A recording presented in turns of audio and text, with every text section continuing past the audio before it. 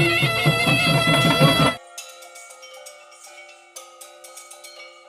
Friends, welcome to Charveshri Neelu blogs. నేను మీ నిల్వని. ఎలా ఉన్నారండి? అందరూ బాగున్నారు అనుకుంటున్నాను. మేము కూడా చాలా బాగున్నాము.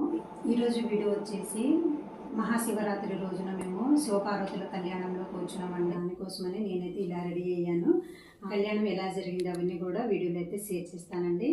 స్టార్టింగ్ నుండి ఎండ్ వరకు ఎక్కడ స్కిప్ చేయకుండా వీడియో చూడండి ఫ్రెండ్స్. అలాగే ఫ్రెండ్స్, ఇంకా మన ఛానల్ సబ్స్క్రైబ్ చేసుకోకుండా వీడియోస్ చూస్తున్నట్లయితే ప్లీజ్ ఛానల్ సబ్స్క్రైబ్ చేసుకుని పక్కనే ఉన్న బెల్ బటన్ యాక్టివేట్ చేయండి. Support me friends. Thank you for watching. ఇలా శివపార్వతుల కళ్యాణంలో పీటల మీద కూర్చోవడం ఇది 3వసారి అండి మేము. అది కూడా మహాశివరాత్రి రోజున కూర్చున్నాము. చాలా సంతోషంగా అనిపించింది. మేము ప్రజెంట్ ఉంటున్న ఊర్లో ఇలా పీటల మీద కూర్చోవాలంటే కొంచెం కష్టం అండి. ఎందుకంటే ఇక్కడ శివపార్వతుల కళ్యాణంలో పీటల మీద కూర్చునే జంటలు చాలా ఎక్కువ మంది ఉంటారనమాట. సో అందుకనేసి మన పేర్లు అయితే మనం 1 వీక్ ముందైతే రాపించుకోవాలండి. సో మేము కళ్యాణంలో పీటల మీద కూర్చోవడానికి వెళ్ళే ముందు ఇంట్లో అయితే ఇలా పూజ చేసుకొని ఇలా అయితే రెడీ అయ్యి బయలుదేరామండి. అప్పటికి పీటల మీద కూర్చున్న వాళ్ళ జంటలు 10 to 15 మెంబర్స్ వరకు ఉన్నారండి. సో అందుకనేసి మేము కొంచెం బ్యాక్ సైడ్ అయితే కూర్చోవాల్సి వచ్చింది. ఈ దేవాలయంలో శివపార్వతుల కళ్యాణానికి ముందు అంటే 5 రోజుల ముందు నుంచి చాలా పూజలు అయితే జరుగుతాయండి. అలాగే ప్రతి సంవత్సరం మహాశివరాత్రికి ఈ గుడి దగ్గర జాతర, ఎగ్జిబిషన్ ఇవన్నీ పెడతారండి. 1 వీక్ పాటు చాలా సందడిగా చాలా బాగుంటుంది. అలాగే శివపార్వతుల కళ్యాణానికి 5 రోజుల ముందు నుంచి చాలా పూజలు అయితే చేస్తారండి. సో నేను 5 రోజులు టెంపుల్కి అయితే వెళ్ళాను. అప్పుడప్పుడు వీడియో కూడా షూట్ చేశానండి. అవన్నీ కూడా ఇందులో షేర్ చేద్దాం అనుకున్నాను, బట్ వీడియో లెంతీ అవుతుందని అవన్నీ ఇందులో ఏమీ షేర్ చేయట్లేదండి. ఈ వీడియోలో కళ్యాణం వరకు మాత్రమే షేర్ చేస్తున్నాను. మహాశివరాత్రి రోజున మేము ఏమేమి చేసాం, ఉదయం అంటే మహాశివరాత్రి రోజున ఉదయం పూట టెంపుల్కి వెళ్ళినప్పుడు, అలాగే ముందు మేము టెంపుల్కి వెళ్ళినప్పుడు ఇక్కడ ఎలాంటి పూజలు జరిగాయి అవన్నీ కూడా నెక్స్ట్ వీడియోలో అయితే షేర్ చేస్తానండి. అలాగే అయితే షేర్ చేస్తాను. చాలా బాగుంటుందండి. మహాశివరాత్రి రోజున ఉపవాసం అలాగే జాగరణ ఉంటారు కాబట్టి, అలాగే ఇక్కడ దేవాలయానికి అయితే పక్క ఊరు నుంచి కూడా వస్తూ ఉంటారండి భక్తులు. సో చూస్తున్నారు కదండి ఇక్కడ ఎంతమంది భక్తులు ఉన్నారో. కళ్యాణంలో కూర్చున్న వాళ్ళు చాలా తక్కువ మంది అండి. మనకు పక్కనే ఇక్కడే కదండి జాతర అలాగే ఎగ్జిబిషన్ ఉంటుంది కాబట్టి అటు సైడ్ కూడా చాలా మంది ఉంటారండి. సో అలాగే చుట్టుపక్కల ఊర్ల నుంచి భక్తులు ఇక్కడికి వచ్చి ఇక్కడే జాగరణ చేస్తారండి. మనకు కళ్యాణం అయిపోయిన వెంటనే అభిషేకం జరుగుతుందండి. రాత్రి 2:30 తర్వాత మళ్ళీ అభిషేకం స్టార్ట్ చేశారనమాట. కళ్యాణం అయిపోయేసరికి 1:30 అయిపోయింది. సో తర్వాత మళ్ళీ అభిషేకం స్టార్ట్ చేశారు. రాత్రంతా ఇక్కడ భక్తులైతే మేలుకొనే ఉంటారండి. చాలామంది ఇంటి దగ్గర ఉండకుండా ఇలా టెంపుల్కి అయితే వచ్చేసి భక్తులు జాగరణ అయితే చేస్తూ ఉంటారు. నేను కూడా ప్రతి సంవత్సరం అంటే మేము ఈ ఊరు వచ్చిన తర్వాత ప్రతి సంవత్సరం టెంపుల్కి అయితే వెళ్తానండి. సో టెంపుల్కి వెళ్ళి అక్కడే నేను చాలా ఎక్కువసేపు ఉంటానన్నమాట. మార్నింగ్ 4 కానీ 3 కానీ రిటర్న్ ఇంటికి వస్తాను. అప్పటి వరకు అయితే టెంపుల్లోనే ఉంటానండి. సో చూస్తున్నారు కదా ఇక్కడ కళ్యాణం చూడడానికైతే ఎంతమంది భక్తులు వస్తారో అండి. మనం ఇసుక వేసిన కింద రాలదు అంటారుగా, అంతమంది భక్తులైతే ఇక్కడ వస్తారండి. ఈ కళ్యాణానికి అయితే వస్తారండి. కళ్యాణం అనే కాదండి, ఇక్కడ ఎగ్జిబిషన్ జాతర కూడా ఉండడం వల్ల మనకు అసలు అడుగడుగున భక్తులే కనిపిస్తారనమాట. మహాశివరాత్రి ముందు 5 రోజుల ముందు నుంచే ఇక్కడైతే చాలామంది భక్తులు టెంపుల్కి అయితే వస్తూ ఉంటారండి. అలాగే ఇక్కడ చాలా రకాల పూజలు కూడా చేస్తూ ఉంటారనమాట ఈ 5 రోజుల్లో. సో మేము ఇంతమంది అంటే మేము కళ్యాణానికి వెళ్ళేటప్పుడు అందరితో పాటే వెళ్ళామండి. కొంచెం లేట్ అవ్వడం వల్ల 2వ రోలో అంటే 2nd రోలో కూర్చున్నాం అనమాట. సో అందుకనేసి ఇక్కడ వీడియోలో కూడా అంత క్లారిటీగా మేము కనిపించట్లేదు. చెప్పాను కదండి ఇక్కడ 10 నుంచి 15 మంది జంటలు అయితే కూర్చున్నారు కళ్యాణంలో. సో ఇక్కడ అసలు కళ్యాణంలో కూర్చోవడానికి మనకు టికెట్ దొరకడమే ఎక్కువ అన్నట్టు ఉంటుందన్నమాట. ఇక్కడైతే పోటీపడి మరీ కళ్యాణంలో అయితే కూర్చుంటారండి. ఇక్కడ చూస్తున్నారు కదండి 60 years దగ్గరలో ఉన్న జంటలు కూడా ఈ కళ్యాణంలో అయితే కూర్చున్నారు. సో మేము ఇక్కడ కళ్యాణంలో కూర్చోవడం అయితే ఇది రెండోసారి అండి. ఒకసారి అయితే మేము వేరే ఊర్లో కూర్చున్నాం. మొత్తం అయితే ఇప్పటి వరకు 3 సార్లు అయితే శివపార్వతుల కళ్యాణంలో పీటల మీద అయితే కూర్చున్నామండి. అలాగే సీతారాముల వారి కళ్యాణంలో అయితే చాలా ఎక్కువ సార్లు కూర్చున్నామనమాట. ఇప్పటికైతే 7 టైమ్స్ వరకు అయితే కూర్చున్నాము. ఎందుకంటే అది మా రైల్వే కాలనీలో ఉండడం వల్ల మాకు ఎక్కువగా కూర్చునే అవకాశం అయితే దొరుకుతుంది. సో, మేము కళ్యాణంలో కూర్చోవడం స్టార్ట్ చేసిన తర్వాత నుంచే మాకు మంచి జరిగిందండి. సో, అందుకనేసి కళ్యాణంలో కూర్చోవడం వల్ల చాలా మంచి జరుగుతుందని నేనైతే నమ్ముతాను. ఎటువంటి కష్టాలైనా తీరుతాయండి. ఇలా పీటల మీద కూర్చొని స్వామివారి అలాగే అమ్మవార్ల కళ్యాణం జరిపించడానికి అదృష్టం కూడా ఉండాలని నేను భావిస్తాను. సో, నాకైతే చాలా సంతోషంగా ఉంటుందండి ఇలా పీటల మీద కూర్చొని స్వామివారి అలాగే అమ్మవారి కళ్యాణం జరిపించడం అంటే. వీడియోని స్టార్టింగ్ నుండి ఎండ్ వరకు ఎక్కడ స్కిప్ చేయకుండా వీడియో చూడండి ఫ్రెండ్స్. అలాగే ఫ్రెండ్స్, ఇంకా మన ఛానల్ని సబ్స్క్రైబ్ చేసుకోకుండా వీడియోస్ చూస్తున్నట్లయితే ప్లీజ్ ఛానల్ని సబ్స్క్రైబ్ చేసుకొని పక్కన ఉన్న బెల్ బటన్ని యాక్టివేట్ చేయండి. సపోర్ట్ మీ ఫ్రెండ్స్. మహాశివరాత్రి రోజున మేము ఉదయాన్నే తెల్లవారుజామునే నిద్ర లేచి తలారా స్నానం చేసుకొని గుడికైతే వెళ్ళామండి. ఈ గుడి దగ్గర నది కూడా ఉంటుందన్నమాట. సో, ముందుగా మేము ఉదయాన్నే నది స్నానం చేసుకొని అలాగే స్వామివారి దర్శనం చేసుకొని ఇంటికైతే వచ్చాము. సాయంత్రం ఇంట్లో మేము పూజ చేసుకున్నామండి.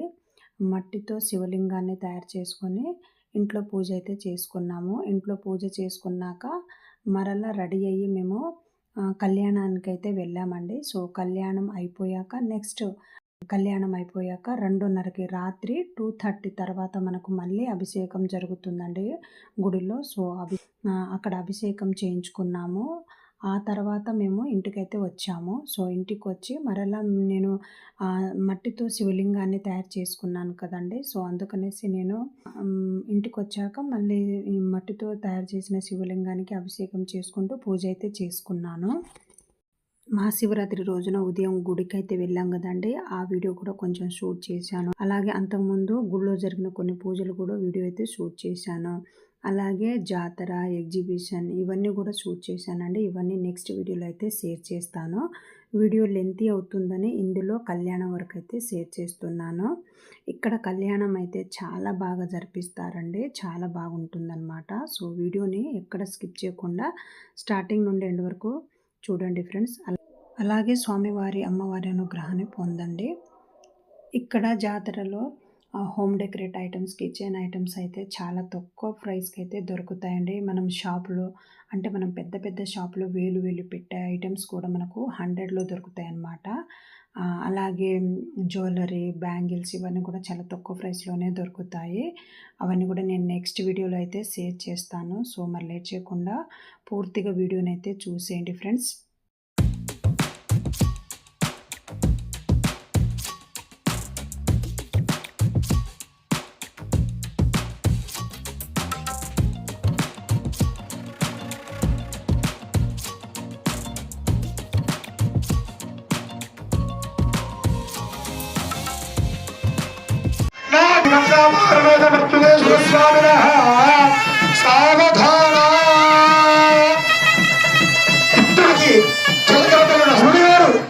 మా అమ్మాయి చాలా అల్లారు ముద్దుగా పెంచాను.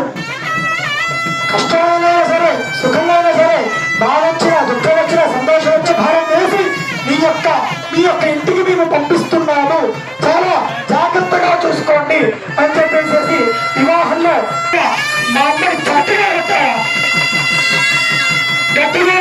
కట్టాలి.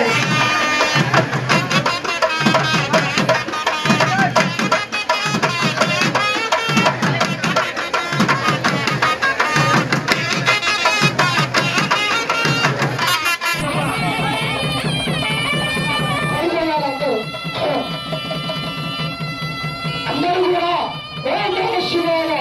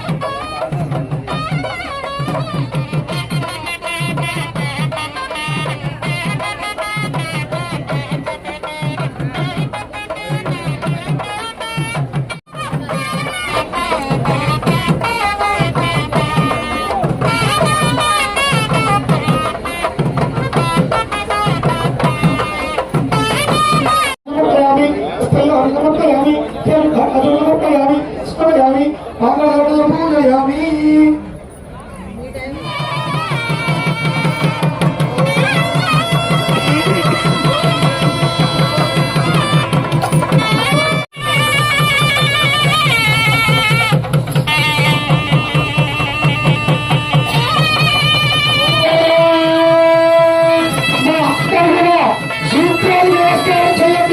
సాక్షాత్ శంకరుడు మన అమ్మలకి పార్వతి అమ్మగారికి కన్నమ్మలకి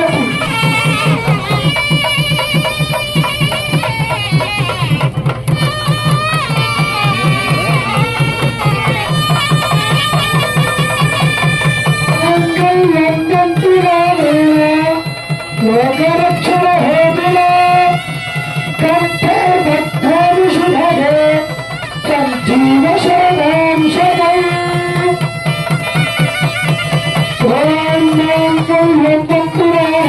లోకరక్షణ హేతుల కంఠే రత్నాది శుభగే రత్నాది శుభగే సంజీవ శరణాంశమై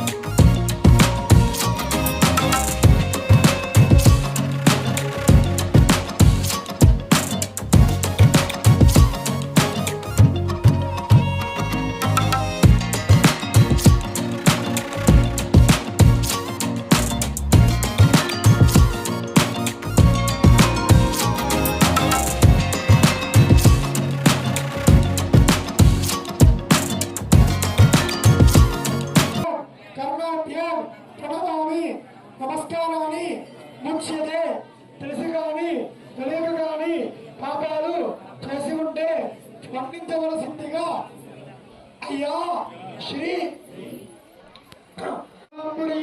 పుష్పై పగదేవైన ప్రణయది సర్వదేవయాః సర్వాభిదేవేన దేవతాభిరుద్ధరతి కామదేవై దేవత సర్వాభిద బ్రాహ్మణేవతి పుష్పాః బ్రాహ్మణ దివేది నమస్కర్య నాయనాగేశ్వర్యాభివృద్ధిరస్తు ఈశ్వరానుగ్రహబల సిద్ధిరస్తు సంపూర్ణ దాంపత్య సగజీవన సంప్రదాయోగ్యతా సిద్ధిరస్తు శేవేంద్రియే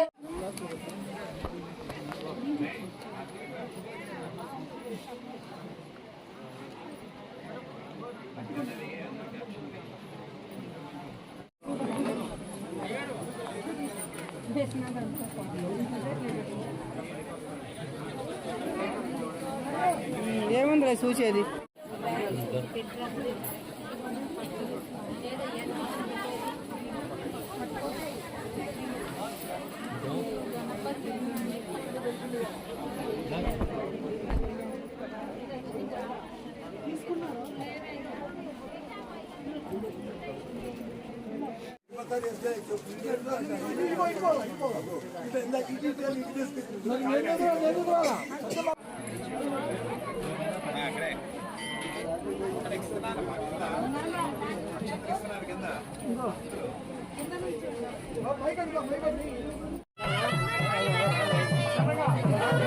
అవును కదా